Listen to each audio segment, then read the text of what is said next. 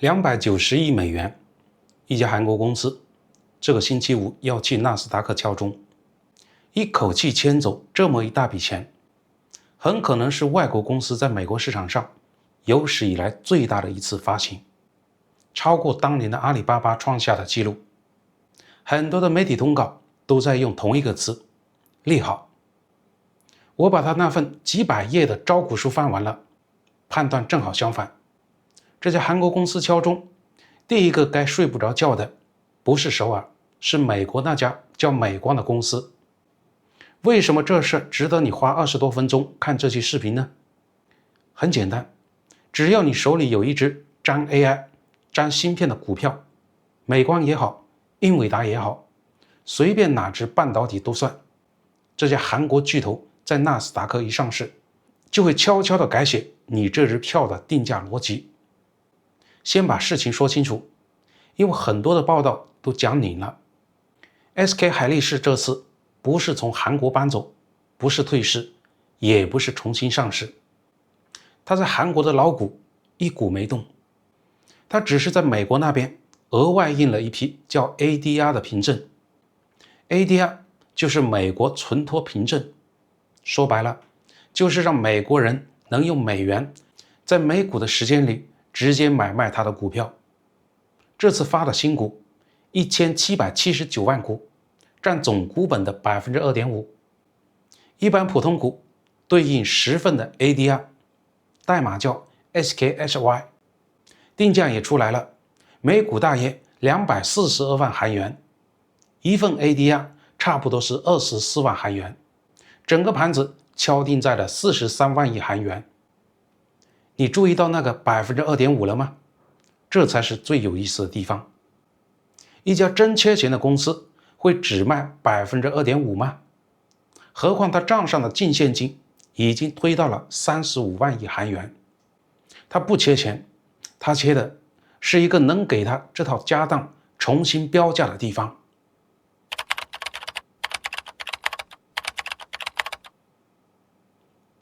而他挑的這個時點也很精。AI 內存正燒得最旺，他自己的股價一年漲了7倍多，趁着首億最值錢，盤子最熱，去換個更貴的市場重新定價，這一步是精算過的。我給你打個比方，這個比方後面一直要用。你把 SK 海力士想象成一家開在首爾小巷子裡的餐館，這家館子的手藝全世界最好，他做的 AI 芯片裡最金貴的那塊內存叫 HBM 高帶寬內存，全球市場他一家佔了將近60%多。英偉達買10塊的 HBM， 有6塊是他家後廚端出來的，手藝是真頂級。可他開在巷子裡，外國食客想要來吃一頓，得先把美元換成韓元，還得研究半天韓國的規矩，停車都沒地方，太麻煩了。所以那些手握重金的美國大基金寧可不來。那這些想吃 HBM 的錢去哪呢？他們去了大馬路邊另一家館子，美光。過去美光在美股是獨一份，它是整個美國市場上唯一一家能讓你純買 HBM 的大公司。你想吃這道菜，在紐約這條街上只有他一家。所以哪怕他手藝只排全球第3，市場也心甘情願的排隊抬價。現在呢，那家手藝全球第1的首爾館子直接在紐約的大馬路邊上掛出了自己的招牌。你說原來那家獨一份的馆子慌不慌呢？這就是整件事的核心。美光過去那份溢價壓根不是因為手藝好，是因為他占的地方好，是因為別人進不來。金融圈給這個起了個名字，叫可及性溢價。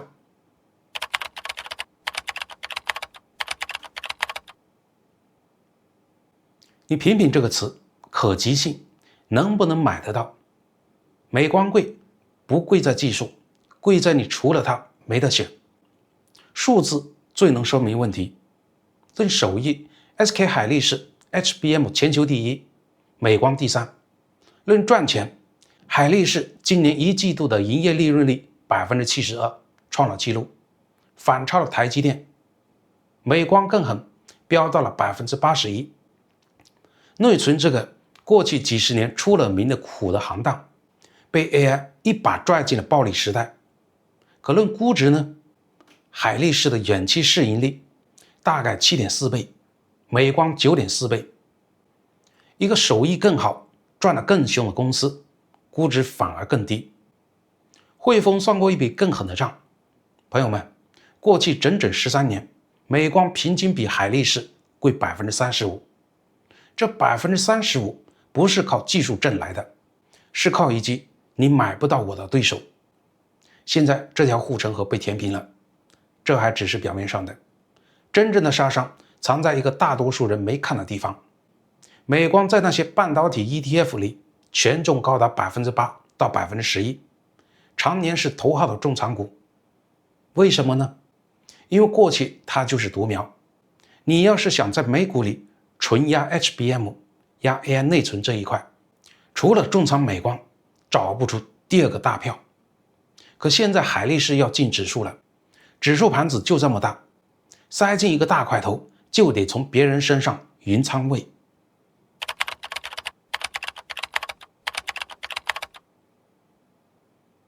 那誰會被雲呢？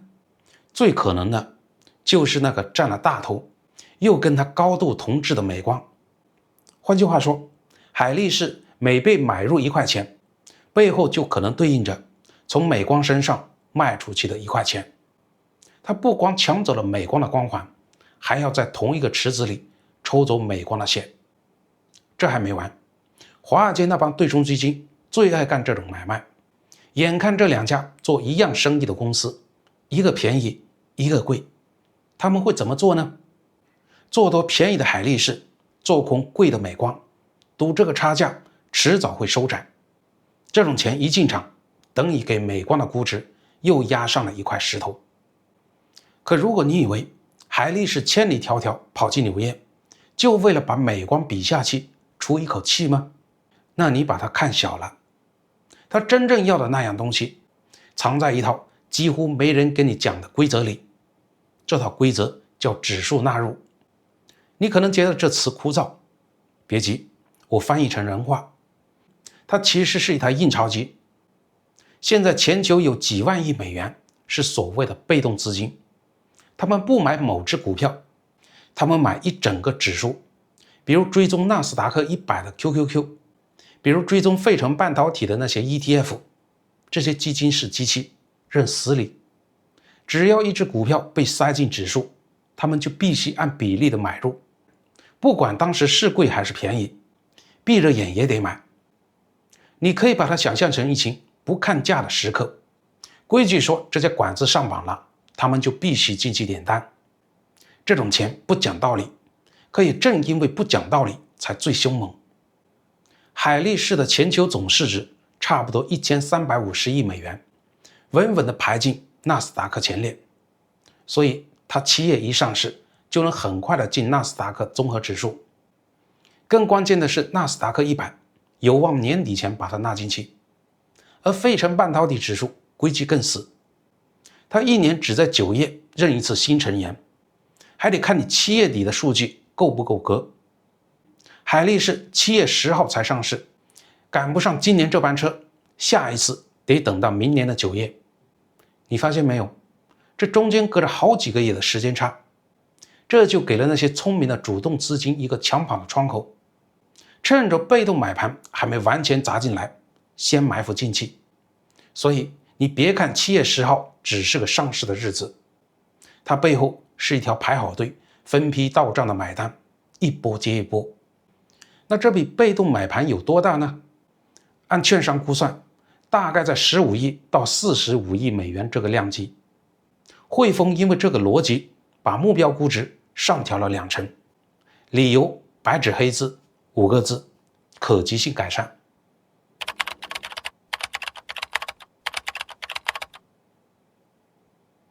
你現在明白了吧？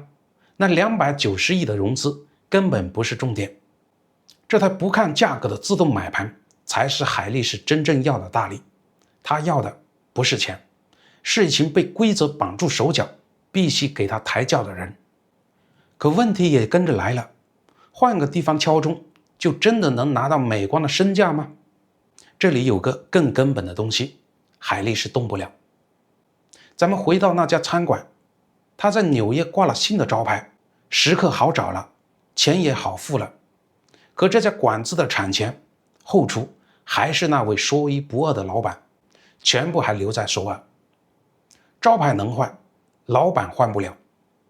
這就說到了那個折磨韓國股市幾十年的老毛病，韓國折價。就是韓國公司的估值長期比全球同行低一大截。那病根在哪呢？在韓國獨特的財閥體制。我給你再說透一點，創始家族自己沒掏多少錢，可能連5%都不到，但他們靠一層套一層的交叉持股，像疊羅漢一樣，用很小的本金撬動了对整個集团的絕对控制。就好比一棟樓，那家人只買了頂樓的一個小套，卻賺了物業和業委會把整棟樓的公共收益悄悄地搬進自己家。反映在上市公司身上，就是把利潤通過關聯交易有利於自己的分拆偷偷送給家族。國際資本不傻，他們一看這治理，就知道自己這個小股東隨時可能被薅羊毛，於是乾脆在買價上狠狠打個折。這個折就是韓國的折價。那這個病根海力士這次動了嗎？沒動。你看他招股書就明白了，他最大的股東是 SK 集團旗下的 SK Square， 持股 20.5%。為什麼偏偏是 20.5% 這個別扭的數字呢？因為韓國的法律規定，控股公司必須持有子公司至少 20%。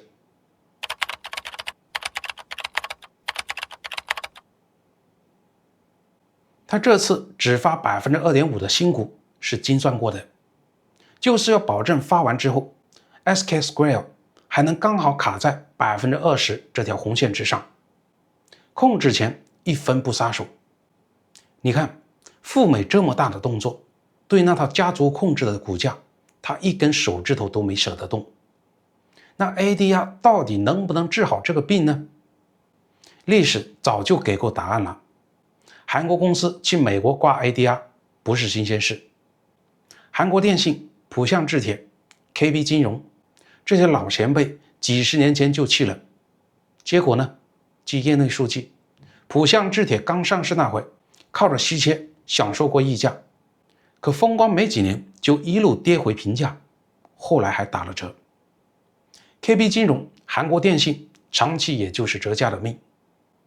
這些前輩用幾十年的股價告訴你一個道理：去美國掛個牌，能換來的是流動性，是一張讓全球資本方便進出的通行證，是上市初期一波重估預期，但它換不來治理上的脫胎換骨。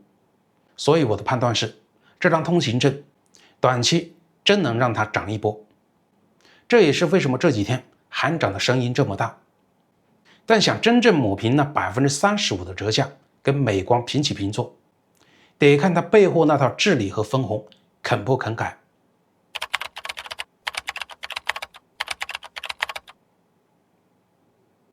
韓國政府這2年也在推一個企業價值提升計劃，想逼着財閥多分紅，可在盤根錯節的家族利益面前改得慢。所以我的結論是 ADR 是一片止痛片，能讓病人舒服一陣子，但它不是那台真能切除病灶的手術刀。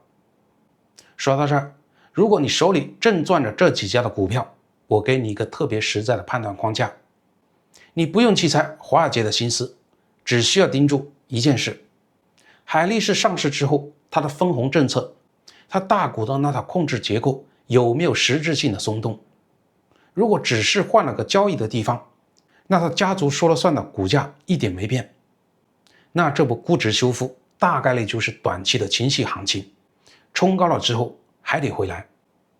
真正值得你長期押注的信號是治理動刀，不是地點搬家。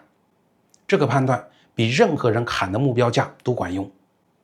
而就在他那份招股書裡，還壓着2顆他沒大聲說，但你必須知道的暗礁。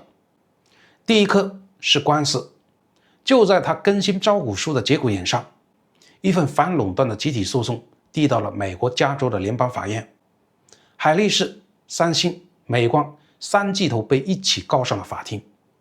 原告是14个普通消費者加3家小電腦廠，指控這三巨頭借着往 HBM 轉產打掩護，暗中串通削減普通內存的產量，硬是把內存的價格4年抬高了差不多700%，還搬出了蘋果 MacBook 的漲價當證據，聽着挺嚇人吧？但你別慌，這種官司在存儲行業不是頭一回了，歷史上真有過一次動真格的。2005年那回，美國司法部手裡攥着高管串通的郵件實錘了，三星被罰了3億美元，海力士被罰了1.85億，還有高管進了監獄，美光當污點證人才躲過一劫。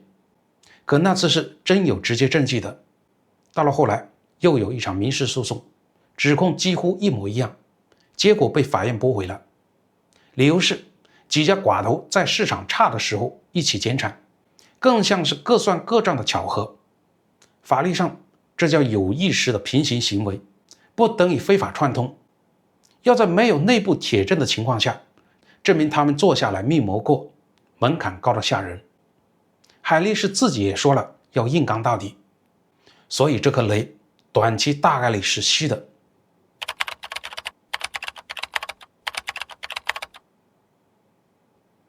真正的風險得等他萬一進入證據披露，被迫交出內部郵件的那一天。第二顆藏在他花錢的清單裡，這顆才是真的猛。跟很多公司招股書裡那些含糊的一般企業用途不一樣，海力士把募來的錢怎麼花，一筆一筆的寫得清清楚楚。龍仁那個新基地砸31萬億韓元，無塵室明年1季度就要投入使用，進度是被客戶訂單硬催出來的。青州那個先進的封裝廠砸19萬億，再掏一筆專門去荷蘭阿斯麥買最頂尖的 EUV 光刻機，接近30台，把自己的光刻產線直接翻一番。你把這幾筆加起來看，這哪是什麼發福利回饋股東呢？這分明是拿着美國人的美元回韓國蓋廠擴產，拉大技術代差。他在封裝良率上本來就領先於三星一大截，領先到什麼程度呢？他那套封裝工藝良率能做到75%到80%，三星那套才60%出頭。而更新一代的 HBM4， 他玩得更狠，把最核心的邏輯芯片交給台積電3納米的工藝代工，自己專心做內存，等於把全球最強的2家綁在了一起。他這是要用華爾街的錢把這個差距焊死。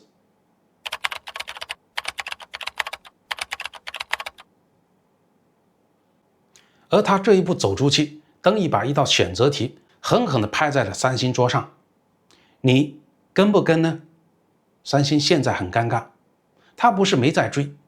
三星年初搶先量產了新一代的 HBM4， 還擠進了 AMD 的供應鏈，想扳回一局。三星手裡也有張別人沒有的牌，它是唯一一家既能造內存又有自己先進代工廠的公司。造 HBM 用的那塊邏輯芯片，它不用求台積電，自己廠裡就能做。這套一條龍的打法在成本上是有優勢的，可它頭頂上頂着一模一樣的韓國折價，同樣是一身好手藝，賣不出好價錢。市場已經在公開討論，三星是不是也得跟着進美國上市？海力士用換戰場給出了他的答案。那三星呢？他之前想的路子是對內動刀，拆分部門，給核心員工發股錢，把人綁住。2條自救的路，一條對外換牌桌，一條對內改股價，現在被硬擺在了一起比。這是關於韓國財閥怎麼自救的大戲才剛開始。我們把視角再拉高一點，你會發現，星期五那一天真正被架在火上烤的，其實不是海力士，是整個 AI 內存這場狂歡，還剩下多少願意接盤的錢？你想想看，從當年阿里巴巴的218億到上個月 SpaceX 的天量發行，再到今天這個歷史上最大的外企發行，這幾年華爾街的胃口被一次比一次大的發行反覆的測試，這290億砸下去，就像往水裡扔了一塊石頭。